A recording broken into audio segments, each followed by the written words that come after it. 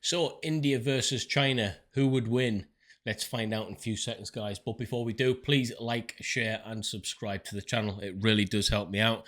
If you're brand new to this channel and you haven't pressed that subscribe button yet, just hit the press that button, guys. You might as well. You're here anyway. Let's do it. In mid-June 2020, World War III started trending on Twitter again. This time it was because a border dispute in the Himalayas between Chinese and Indian forces turned deadly, killing upward of 20 people. Yeah, we've seen of recent China escalating things, putting robots and stuff on the borders of Tibet and in that area. Definitely an increased tension in that region and a lot more hostile towards India, who's quite a friendly nation when we look at them. They've never invaded anyone. They've only ever protected their sovereign territory. That's it, all right? India doesn't go around starting wars. So what do you think, guys? India versus China, who would win? Well, India's got a lot of backing from different people around the world. I think the stalemate in this one is Russia. Obviously, Russia is somewhat pally with both of these countries. So, yeah, it would be a tough one, guys. It would come down to a matter of who's got the better resources and who's got the friendlier relationships. This is the first time since 1975 that the two countries have had a fatal conflict, and the most serious skirmish since 1967. Naturally, as the two nations are populous, militarily powerful, and have nuclear capabilities, the world is biting its nails to see what happens next. But assuming the whole thing doesn't end in diplomacy or a world-consuming mushroom cloud, which country has what it takes to bring home a final victory? Using a mix of historical precedents of the prior conflicts between the two countries and our knowledge of their current military capabilities, we intend to find out exactly whether China or India would win if the two nations went to war today. After all, we're not just talking about dusty hypotheticals here. Relations between India and China have been extremely strained since the Sino-Indian War of 1962. Now, my knowledge on this is quite limited, but I do believe a lot of this comes down to land and the occupation of certain territories within the regions between both China and India. We see the same with Pakistan and the Kashmir border. It's predominantly fought over land. We've got different problems such as religion, politics, ethics, all of these types of things come into the mix, but the reality of it is it's about land disputes and who wants those lands. Arguably, you could blame the British and the Germans and the French when we divided up that region after the Great War and stuff. But, you know, right now it's definitely about land and the control of that land. My guess is probably down to resources within that land.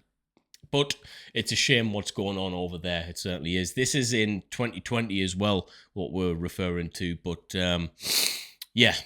Which occurred over the same stretch of the Himalayan border that's causing conflicts today. India had granted the Dalai Lama asylum within their borders after the fallout of the 1959 Tibetan uprising, already putting them in China's bad books. And with China's military encroaching on the line of actual control, the demarcation line that separates Indian and Chinese territory in the Himalayas, a military skirmish was practically inevitable. The resulting conflict was short-lived, lasting only 1 month and 1 day between October and November of 1962. The People's Liberation Army of China had a vast numerical superiority over India's military forces, and India suffered significantly greater losses, with nearly double China's deaths, many wounded, and over 3,000 captured. This loss is partly chalked up to the fact that it's believed, according to some leaked CIA documents, that India underestimated both China's military capabilities and their willingness to escalate the conflict, while India... Well, this is the thing that catches a lot of people out in war, is the actual underestimation of your opponent. It's the same in any kind of fight. Never underestimate your opponent because, you know, when a man can pick up a rifle and fire it at you, he's got a chance of killing you. Simple as that. It doesn't matter about all of the other ins and outs of a military, how good this one is, how good that one is. At the end of the day, if you're fighting an armed aggressor, they have the ability to be able to kill you. And that's just the way it goes, okay? I know India is quite a strong military, but maybe it's the fact that it hasn't invaded anyone. It hasn't got that aggressive spirit, so to speak. It's always been on the defending side. But you guys are the people who know more about it than me, especially our friends from India. You guys know a lot about it than me. So drop comments below. Educate me if I'm wrong. Requested military assistance from the US in the form of 12 squadrons of fighter jets, their pleas were rejected, and India instead turned to Moscow for assistance. Ultimately, none of it did all that much good, as China claimed the eastern theater up to the line of actual control before declaring a unilateral ceasefire. India was left to lick its wounds, and tensions between the two countries have been high ever since, with conflicts still breaking out well into the 70s. Both nations have ramped up militarization around the line of actual control as a show of strength, and this has left both with very little room to maneuver. In a sense, the Himalayan border is a military powder keg, and lately we've been seeing the sparks. While a past record of military supremacy definitely works in China's favor, the Sino-Indian War was also 58 years ago, and failure is an excellent teacher. India has been engaged in frequent conflicts since the Sino-Indian War, giving their combatants invaluable battlefield experience. That's one thing you've got to accept with India in terms of, especially Kashmir, all right? They've been very active. So that skill set is being harnessed every day.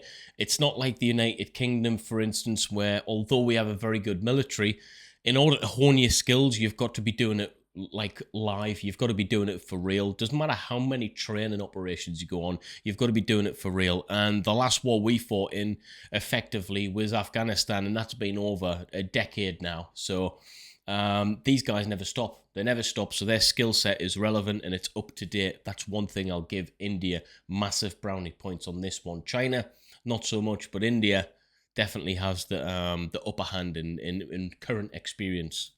India is widely believed to have won every conflict they engaged in post-Sino-Indian War, with the exception of the Indo-Pakistani War of 1965, which ended in a ceasefire. China comparatively fought its last considerable conflict against Vietnamese forces in 1979. Once again, experience won out here, as the Vietnamese, who'd recently honed their skills in battle against the forces of the United States, are largely considered to have handed China's asses to them. This is why the value of actual experience in war can never be overstated. But let's take a step back and look at what these two militaries have to offer in terms of manpower, technology, training, and resources. First, soldiers, the bread and butter of any military. Much like the Sino-Indian War, China has numerical superiority, though in India's defense, seeing as China is ranked as having the highest number of active military personnel in the world at 2,035,000, China. The thing is with that number, don't be fooled. That number is, at least half of those will be people who are just told, right, you are in the military. In terms of them being actually skilled, like the Indians, like the Americans, like the British, French, Germans, they're not. A lot of them aren't trained. Don't get me wrong, the ones that are trained to a very high standard, but a lot of these people just get handed a uniform and get told, like, you're part of the military. That's it. And there's nothing you can do or say about it. So in terms of being active, it's not really accurate, guys. They've got numbers, but they haven't got quality. China's military has numerical superiority over literally everyone, with over 500,000 reserve personnel who could be easily called into action in a wartime scenario. China is a force to be reckoned with. India, however, isn't all that far behind, with 1,237,117 active personnel and an impressive 960,000 reserve personnel, putting the difference between their totals in the mere hundred thousands. But here's the big twist. The numbers here only pertain to the Indian Army, which is the ground force branch of the Indian Armed Forces, whose total number of active personnel are 1,444,500, second only to the PLA's total active personnel. However, the overall numbers of reserve personnel for the Indian Armed Forces now dwarfs China's at an astonishing 2.1 million.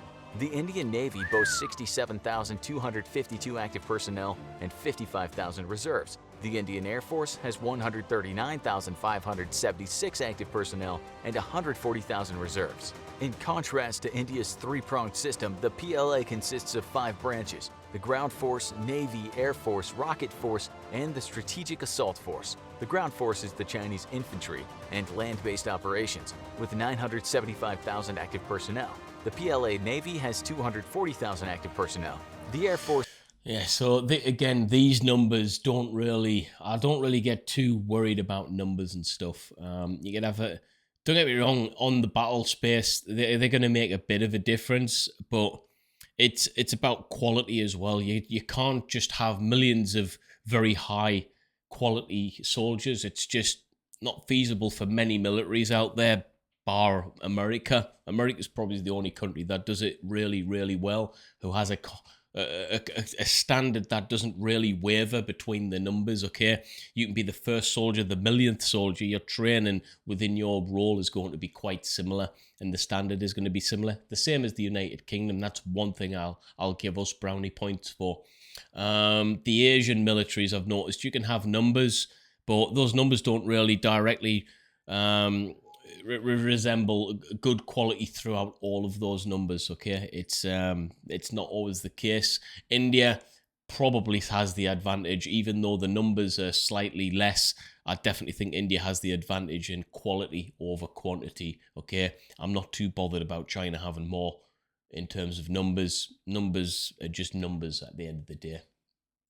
Force even higher at 398,000 active personnel.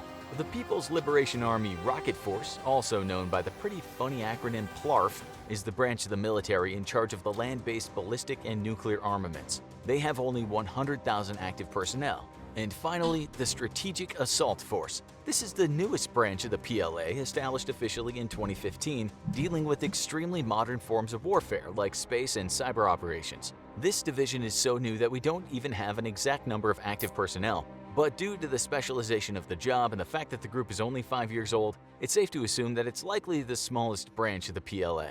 However, we also have a far wider trend to consider here. The fact that China and India are two of the most populous nations on Earth, with populations of 1.393 billion and 1.353 billion respectively, as of 2018.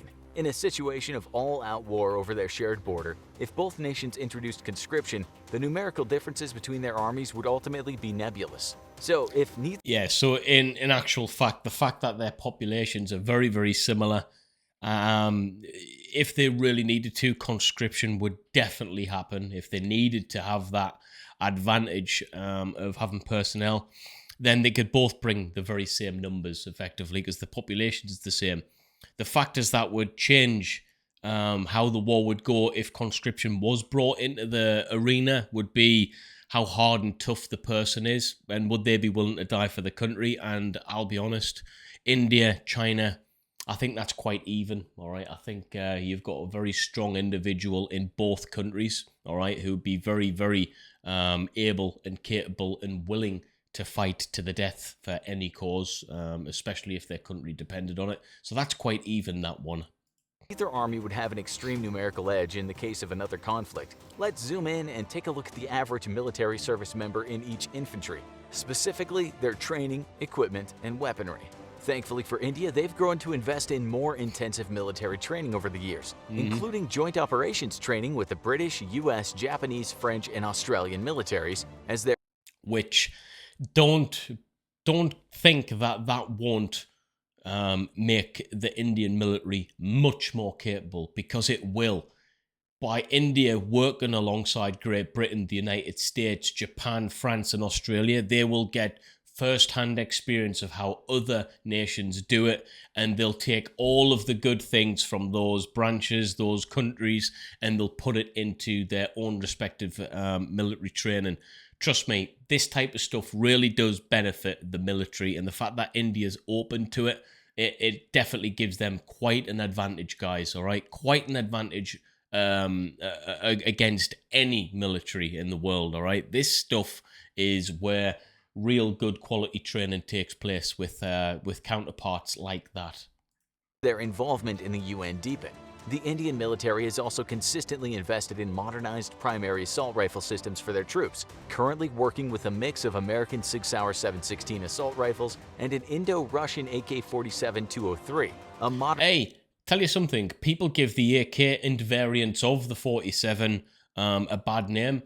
I'll be honest, it's one of the best weapon systems on the planet. AK-47s are very, very accurate, very lethal bits of kit, all right? And you can pick these things up made out of wood and plastic. These are they're just a phenomenal weapon system, all right? Easily replaceable parts, very, very durable, and extremely accurate. You're not going to get as good a weapon system, and I know that'll stir up a lot of hate with people who like other weapon systems, but just tell me, you can't argue with that. AK-47 on a good day is as good as any other weapon system of its class. That's my opinion. Modernization of the famously reliable and hardy AK-47. As of 2018, Indian infantry troops are fitted with SMPP ballistic armor, even capable of withstanding blasts from the steel core rounds fired out of an AK-47. All these factors add up to one formidable individual soldier. China's infantry troops don't have quite the same thing going for them. Modern Chinese military training has been criticized for years for its lack of useful applications in real-life combat scenarios, meaning the average military skills of a Chinese infantryman may leave something to be desired compared to their Indian counterparts. They're formidable in the rifle department with the QBZ-95-1, a reliable bullpup rifle which performs best at long range. However, despite China being one of the world's most prolific exporters of body armor, it hasn't historically fitted its troops with that same standard of protection. The PLA is notorious for its light loadout, often leaving soldiers ill-prepared for taking fire, and giving the Indian infantry troops a huge comparative advantage. However, this may change in the not-too-distant future. According to a report from Global Times, China is investing heavily in updating and modernizing its training system, as well as planning on procuring 1.4 million units of high-quality body armor for the PLA. While this isn't currently a certainty, if these plans do go through, any advantages that the Indian Army may have had on an individual soldier level would essentially evaporate, leaving I disagree. I don't think any advantages that the Indians would have in terms of how they're kitted out would evaporate if China suddenly upgraded their stuff. It's the fact that India has always tried to maintain a good high quality standard of kit and equipment, and having the use of that for a while helps as well. It'll give you a better rounded soldier with the use of good kit and equipment, whereas China, if they've never really had good quality kit equipment and training, it's not just a matter of integrating it. You've got to integrate that over a long period of time, so it becomes generational intellect. It becomes hardened within their understanding. So it's not just something that you can acquire overnight. You can give someone the best kit, but if they don't know how to use it effectively in the best manner, then it's useless. It's rendered pointless. So I don't think China will have the advantage in that respect at all. But if you disagree, let me know. leaving them dead even once again. But these days, war is far more complex than a large group of armed men running at each other and fighting down to the last one standing. In modern warfare, technology can give militaries the crucial edge they need to secure a victory over the enemy. Since 2008, China and India have ranked second and third, respectively, in global military spending, but the gap between them is still pretty immense. Last year, China spent an astonishing $261 billion on military development, compared to India's far smaller $71.1 billion. This disparity becomes a little... Yeah, but I know what he's going to say. He's going to talk about a disparity of how much the spending is going to affect the military. I agree. Short to mid-term, definitely. Long-term, 100%. But India's always had half-decent spending on their military. They're always integrating their military troops with other international military troops. So this is just China filling a deficit as far as I'm concerned, and it's already going to be still... they're still going to struggle in that respect. That's my opinion. So 71 billion is a lot of money still, guys, okay? A lot of money. And if they've been putting that amount in on a regular basis, then I don't think that this is going to affect India just yet. I think we'll need a few more years of China spending that type of money for them to catch up.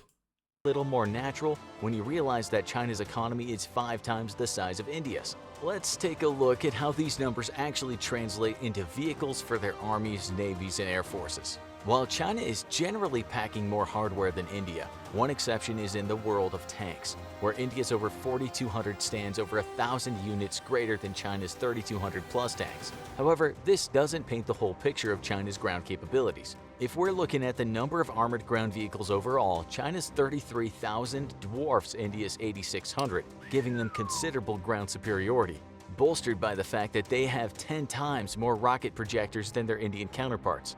Wow, okay, so we can't get around that number.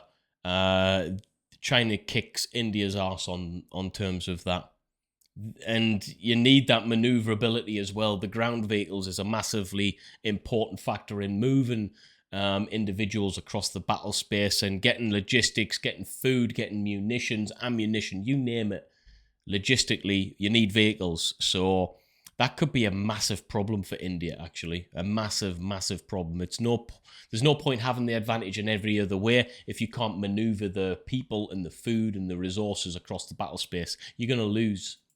China also holds dominance over the skies with 3,210 aircraft compared to India's 2,123. So again, that number is quite concerning, having nearly a third more. However, it all depends on the quality of the pilot and the craft in which they're flying. Now, I do believe India has some quite good aircrafts. It's got some very good training, high quality trained pilots. I'm not too sure about China though. China might just have them on this as well. 3. It also has approximately double the fighter and interceptor jets and 507 workable airports compared to India's 346. Once again, sadly for India, this trend continues into the country's navies. In terms of total naval assets, China outnumbers India by 777 to 285. More specifically, it has 74 submarines to India's 16, 36 destroyers to India's 11, and if wars were decided on equipment alone, it's unquestionable that China would take the win here. Yeah, unquestionable, guys. Unless India upgrades its infrastructure and it can accommodate the numbers to be on par with China in that respect, I don't see them beating China because of those numbers. Unless a lot of the equipment that China has is old-fashioned, out of date, and not really good or fit for purpose. That's the only thing. But again, you need to comment below and let me know. But I think China beats them on that front as well. Of course, while nobody on Earth wants the conflict to escalate to this point for the sake of all human life, we'd be remiss to not return to the fact that China and India are both nuclear nations. If the war ever did become an exchange of nuclear force, who would come out on top? Well, for a number of reasons, China has a clear edge here. Not only did they develop their nuclear capabilities just over a decade earlier than India in 1964, New Delhi wouldn't have its first nuke until 1975, but their nuclear arsenal is also double the size of India's with a far quicker growth rate. China has a stockpile of 320 nuclear warheads, having grown by 40 in the past year. Compare this to India with only 150 nuclear warheads, which grew by a mere 10 in the past year. Both nations can deploy these warheads via the nuclear triad of missiles, submarines, and bombers, and thankfully for the human race, both have a no first strike policy. This means the warheads can only be used in retaliation to another nuclear attack, making it less likely that either country would want to strike first. Of course, if either did all of None of us want to engage in anything like that. Anyone who starts nuclear war is basically accepting that they are the perpetrators of destroying the world as we know it, because, yeah, that's just a game nobody should be playing. Trust me. of us would ultimately lose from the resulting radioactive firefight. But on sheer numbers, China takes the clear win with regard to nuclear capabilities. One final factor worth considering is one that's rarely mentioned in a lot of abstract military planning: allies. While it's easy to think of war purely in terms of enemies, your diplomatic and military friends can also be a make or break factor in determining the outcome of a conflict. While China could largely be working a solo war against India with the exception of perhaps Pakistan, a country with fraught relationships with India to say the least, India itself has been building diplomatic relationships with a number of extremely valuable allies. These include the United States, a country with the highest military spending in the world, who under President Trump have gone cold on relations with China while referring to India as a major defense partner. India has also developed strong diplomatic ties to Japan, France, and Australia through performing a number of joint military drills with all of them. Having these various world powers behind them gives India a serious combat edge over China, providing these allies come to India's side in their time of need. While the US could be India's great... I do think that these countries, these allies, would come to their needs, definitely. When we look at the relationships that have been built, even in the past 5 years, those relationships are only going to be built if the friendship is aimed to be moved forward into the future. And I definitely think that they would receive some form of help from every one of those countries. That's just a fact. I don't think anyone would see anything happen to India in that respect, especially with current relations with China. Greatest ally in this speculative war. Foreign policy under President Trump has been known to be capricious and unreliable to other allies, such as the Kurdish forces in Syria in 2019. So there's really no way of telling for sure. So back to our big question. Who would win in a modern conflict between India and China? Turns out it's a lot more complex than you may have thought. While a layman might assume that China's apparent numerical and monetary advantages hand it an easy win, These advantages can be neutralized by India's stronger troops, who are better equipped, better trained, and more experienced, I and agree. its greater network of powerful allies. Then there's the strategic picture. As while the Indian Navy is smaller than the Chinese Navy, India itself is situated on the jugular of Chinese trade, so to speak. Chinese trade ships must pass through the Indian Ocean to reach their destinations. Yeah. And while China may have a larger fleet, it's not very well equipped to conduct operations far from its own shores. With only 2 aircraft carriers with a capacity of about 24 aircraft between them, and one not even being operational yet, any Chinese incursion into the Indian Ocean to protect its trade fleets would be disastrous. Yeah, I as agree. the Chinese task force would be brutally pounded by Indian air and naval power. With China receiving the bulk of its oil from maritime trade routes, a protracted war between the two nations would inevitably cripple the Chinese military and industry both. India would simply have to fight defensively, as the terrain separating India and China is extremely difficult and This is the thing. India have been fighting defensively on the Kashmir border for dozens and dozens of years now, so that's nothing new to India. India can fight defensively easily. That's what they do. They've always done it. They never attack anyone, so the fact that they've always had to fight defensively proves that skill set is definitely honed in, hardened, and ready to go. well suited to defensive warfare. While the Chinese could crush any Indian incursion into China itself, and there'd be few strategic targets to take close to the Indian border anyway, a war between the two nations would inevitably see India the winner, as it slowly strangles Chinese trade to death. Check out American USA. Right then, troops. So it's not really conclusive on that India versus China, who would win. It's an open question, really, and I'll let you guys answer it in the comments below. But for me, in my honest opinion, based on the numbers, don't really scare me from China, simply because India could equal those numbers if conscription was brought into effect. But it's the fact that you've got the stronger soldier from India, the one that's more rounded in terms of its training, its exposure to other militaries, its acceptance of their training as well, makes them a well-rounded fighting force, okay? And I think that's really important. And the fact that we've crossed paths with India and they've worked with all of these different countries and stuff, it shows, because they've got a strong allyship now. They've got a lot of good friends around the world who would protect them in a time of need. And, if it comes down to defensive fighting, I think India will win anyway, because they've been doing that for a long time. They're doing it to this day. So it would help out massively if that type of war was fought. So for me, India beats China for those reasons. But what do you think? Let me know in the comments. And if you liked today's video, please like, share, and subscribe to the channel, troops. I really, really do appreciate every single one of you guys. Peace.